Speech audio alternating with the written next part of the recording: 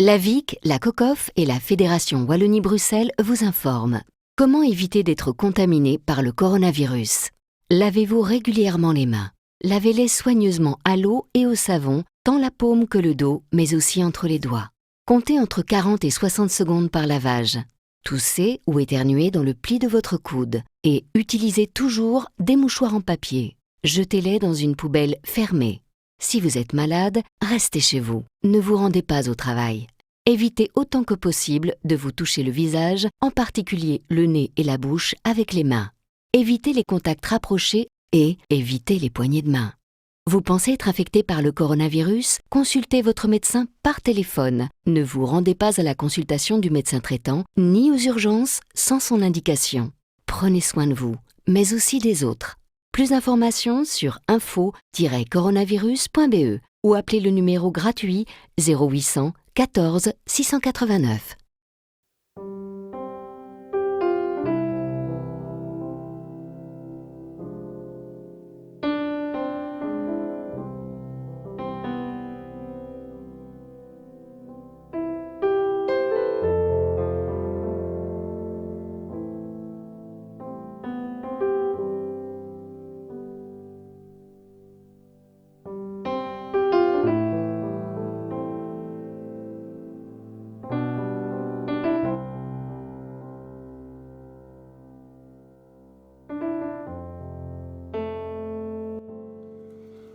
Bonjour frères et sœurs, ça me fait plaisir de partager cette vidéo avec vous.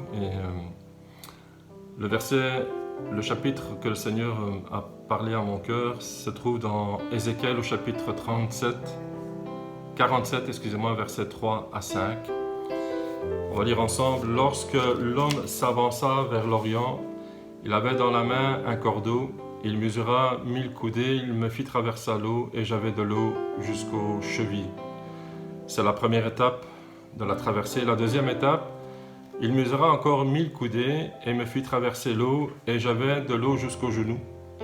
C'est la seconde étape. La troisième étape, il mesura encore 1000 coudées et me fit traverser et j'avais de l'eau jusqu'aux reins. C'est la troisième étape. La quatrième étape, c'est il mesura encore 1000 coudées. C'était un torrent que je ne pouvais traverser car l'eau était si profonde qu'il fallait nager. C'était un torrent qu'on ne pouvait pas traverser. C'est la quatrième étape. Le verset 1 et 2, nous lisons que dans la vision, Ézéchiel voit et fait le tour de la maison. Il se trouve sur la terre sèche qui se dirige vers les eaux de ce fleuve glorieux. Ce fleuve glorieux, c'est vraiment l'image du torrent de vie du Saint-Esprit. De la terre sèche au torrent de vie du Saint-Esprit. C'est une expérience unique pour chacun d'entre nous à réaliser. Le Seigneur nous invite à réaliser cette expérience. Et dans cette vision, nous voyons qu'il y a trois parties du corps humain. C'est les chevilles, les genoux et les reins. Donc le verset 3, nous lisons que l'homme tient dans sa main un cordeau. Un cordeau, c'est un bout de corde qui mesure plus ou moins 50 cm. Et une coudée, c'est plus ou moins entre 52 et 55 cm, mais on va prendre 50 cm pour avoir une référence paire. Et donc nous disons que 1000 coudées fois 50 cm égale 500 mètres du bord de l'eau. La première étape. La deuxième étape, c'est 1000 mètres au bord de l'eau. La troisième étape, c'est 1500 mètres au bord de l'eau. Et la quatrième étape, c'est 2000 mètres dans les profondeurs de l'eau.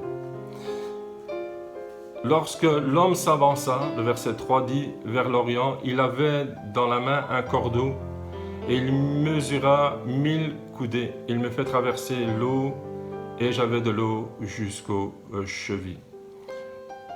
L'eau du niveau d'eau, la hauteur du niveau d'eau arrivant aux chevilles nous fait comprendre qu'il y a un minimum pour Dieu. Il y a un minimum pour Dieu, donc c'est d'être vraiment là à la hauteur de la cheville et le Seigneur nous invite à rentrer dans les profondeurs de ce torrent du Saint-Esprit.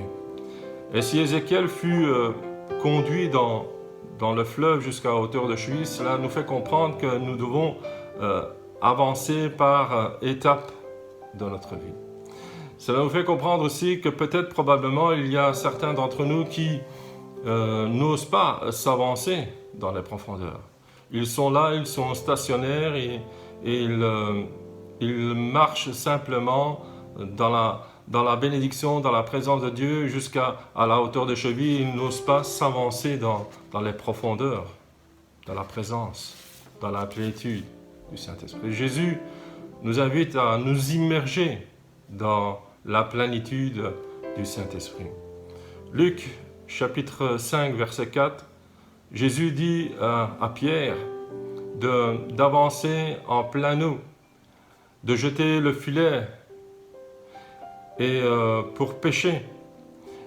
Jésus nous demande à chacun d'entre nous, comme il a demandé à Pierre d'avancer en plein eau pour jeter le filet, pour pêcher, pour attraper le plus de poissons possible. Jésus demande à chacun d'entre nous d'avancer en plein eau, d'avancer dans les profondeurs de sa présence, aller plus au large dans sa présence. Et nous voyons que Pierre, à la demande de Jésus, Pierre explique à Jésus qu'il a travaillé toute la nuit sans pêcher un seul poisson. Mais nous voyons qu'il y a une différence, nous voyons qu'il y a un changement de contexte parce que Pierre obéit, Pierre avance, Pierre jette et Pierre obéit à la parole de Dieu. Et nous voyons que le fait d'avancer, le fait de jeter le filet, le fait d'obéir, eh bien nous voyons qu'il pêche beaucoup de poissons. Et ça représente une bénédiction aussi pour nous-mêmes, pour notre vie. Ça représente une bénédiction aussi pour les autres, pour nos frères et nos sœurs, pour l'Église. Si nous obéissons à la parole de Jésus d'avancer, de se jeter dans ce torrent de vie, dans la plénitude du Saint-Esprit, nous pourrons bénéficier de sa présence et nous pourrons faire bénéficier nos frères et nos sœurs et l'Église de ces bénédictions. Frères et sœurs, Jésus nous a promis à chacun d'entre nous de faire des choses comme lui, il l'a fait, et encore des plus grandes choses. C'est sa parole, c'est ce qu'il a dit dans sa parole. Le Seigneur ne donne pas simplement quelques gouttes de sa puissance par jour ou 2 à 3 fois par jour. Non, le Seigneur nous promet sa puissance. Le Seigneur nous promet d'être baptisés de son Saint-Esprit, de rentrer dans les profondeurs de sa plénitude, dans les profondeurs de sa présence. Sa parole nous encourage à être, frères et sœurs, comme cet arbre qui est planté près d'un courant d'eau, qui donne son fruit en sa saison et dont le feuillage ne flétrit pas. Tout ce qu'il fait lui réussit. Cet arbre est la représentation d'un homme qui est toujours dans la présence de Dieu. Cet arbre qui est auprès d'un courant d'eau où il peut boire à chaque instant, à chaque moment de sa vie et donner le fruit en sa saison. Et son feuillage, eh bien, il ne flétrit jamais parce qu'il est auprès du bord. Et le psalmiste décrit cet arbre comme un homme doit être dans la présence de Dieu. Tout ce qu'il fait lui réussit.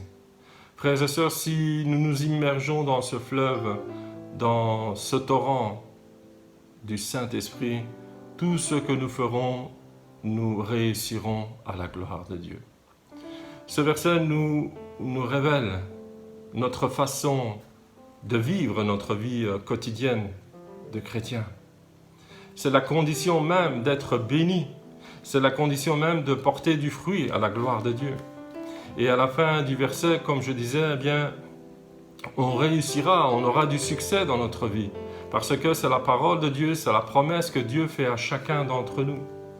Le chrétien qui réussit est celui qui est planté, est celui qui réside, est celui qui est établi, est celui qui est dans ce lieu, dans sa présence, dans cette résidence, dans la présence de Dieu. dans la plénitude du Saint-Esprit.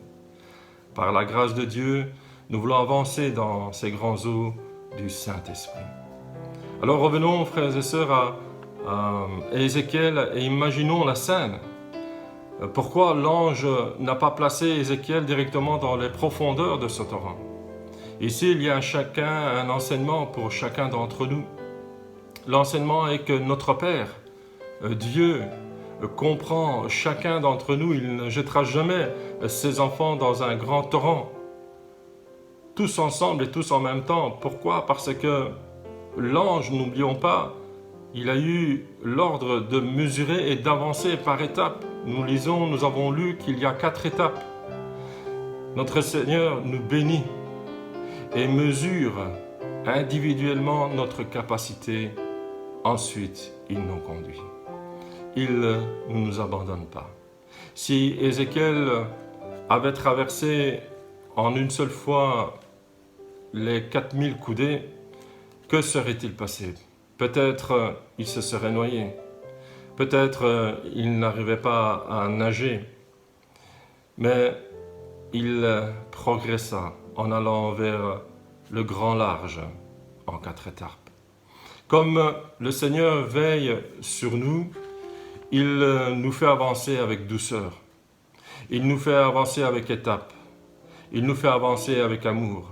Il nous fait avancer avec sa parole. Il désire que nous allions de l'avant. C'est ce que le Seigneur veut de chacun d'entre nous, c'est d'avancer, d'améliorer, d'avoir un succès avec sagesse et ne pas s'enfoncer, tête baissée, dans le risque de couler, frères et sœurs. Le Seigneur nous encourage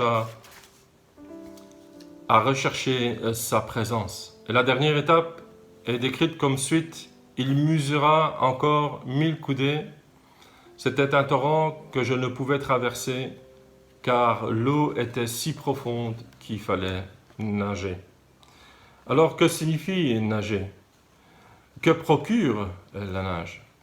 Eh bien, la définition de nager dans le dictionnaire dit que la natation a des effets relaxants, car l'eau nous procure une impression de légèreté. Et ça, on peut remarquer quand on va à la piscine ou à la mer, quand nous arrivons dans les profondeurs et on se laisse aller par les eaux, eh bien, c'est vraiment ça. Nous sommes relaxés, nous avons une impression de légèreté et nous permet à notre cœur aussi de se reposer. Donc, nager de manière détendue réduit le stress et la dépression. La natation est également un entraînement cardiovasculaire pour le cœur. C'est vraiment bon. Donc, nous comprenons que la natation est recommandée pour notre santé. Eh bien, frères et sœurs, c'est exactement ça. C'est exactement la même chose pour notre homme spirituel intérieur. Nager. Apprendre à nager dans la présence, dans la plénitude du Saint-Esprit. Apprendre à nager dans la plénitude du Saint-Esprit. Et nous parlons souvent de la plénitude. La plénitude, c'est quoi? La plénitude, eh bien, c'est un état de ce qui est à son plus haut degré de développement. Ce qui est dans toute sa force, dans son intensité. La plénitude du Saint-Esprit dans sa plus haute degré de développement. Le Saint-Esprit nous donne la capacité de nous développer, de nous faire grandir, de nous faire mûrir dans sa parole, dans sa connaissance, connaître plus davantage le Seigneur pour effectuer les œuvres qui sont préparées de l'avance à chacun d'entre nous. Quelles sont les œuvres que Dieu a préparées pour chacun d'entre nous? Chacun d'entre nous, nous devons les découvrir. Chacun d'entre nous, nous sommes invités à nous immerger dans ce fleuve. Le Saint-Esprit, dans sa toute puissance, dans son intensité, nous donne la capacité d'accomplir des œuvres plus grandes que Jésus a fait. C'est la parole de Dieu, ce sont ses promesses. Alors, frères et sœurs, pour conclure cette pensée, apprenons Apprenons à nager dans la plénitude du Saint-Esprit. Ces eaux nous transportent, ils nous soulèvent. Nager, c'est d'être soulagé du poids des pieds. Nager, c'est que notre dos, nos articulations sont relaxées. Eh bien, frères et sœurs, c'est l'Esprit Saint qui fait le travail. Laissons au Saint-Esprit faire le travail. Nous, ce qui nous importe, c'est de nager. Et le Saint-Esprit fera le travail. Peut-être que nous voulons faire de nous-mêmes. Peut-être que nous voulons avancer et avoir confiance à nous-mêmes. Peut-être que nous voulons dépendre de notre propre énergie. C'est à ce moment-là, frères et sœurs, que nous pataugeons.